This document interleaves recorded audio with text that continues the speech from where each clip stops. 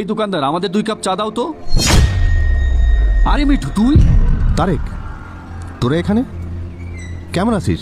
আরে আমরা তো ভালো, কিন্তু তোর দেখে তো বেশি সুবিধার মনে হচ্ছে না রে। তোরা এসব কি বলছিস? অবশেষে তাহলে তুই এই সামান্য চায়ের দোকান দিয়েছিস?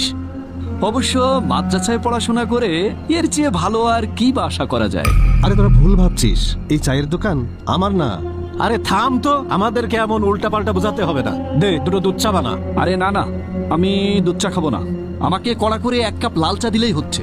দেখ বন্ধু, আমার কথাটা শুনবি তো? থাম তো, তোর চেহারা দেখেই বোঝা যাচ্ছে তুই তো কাজ করতে করতে বুড়ো হয়ে গেছিস। আরে আমাদেরকে দেখ, শুটমুট কোট করে আমাদের কি অবস্থা, আমরা স্মার্ট ভাবে চলাফেরা করি। তুই তো ছোটবেলায় খুব বকতিস, এই করব ওই করব। من سما يوره وعيلي من سما يوره وعيلي হেই তারেক না?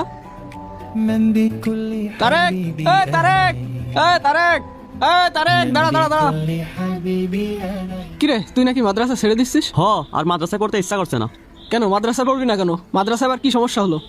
কি হবে মাদ্রাসায় পড়ে? এর কোনো ভবিষ্যৎ আছে? তুই বল তো। কি বলছিস দোস্ত তুই এসব? মাদ্রাসা লাইনে পড়াশোনা করে ভবিষ্যৎ নেই মানে? মিঠু, তুই বল, কি আছে এই মাদ্রাসায় পড়াশোনা করে? মানুষ কি বা করতে পারে মাদ্রাসায় পড়ে?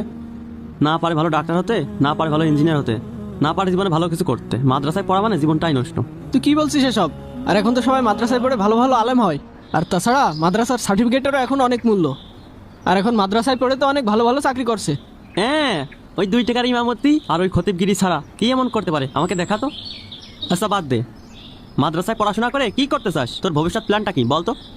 মাদ্রাসায় পড়াশোনা করে আমি অনেক বড় আলেম হব, আর দিনের খেদমত করবো ইনশাআল্লাহ। আর জীবনে চলার পথে যে টাকা পয়সা লাগবে সেগুলো কি উড়ে উড়ে আসবে? উড়ে উড়ে আসবে কেন?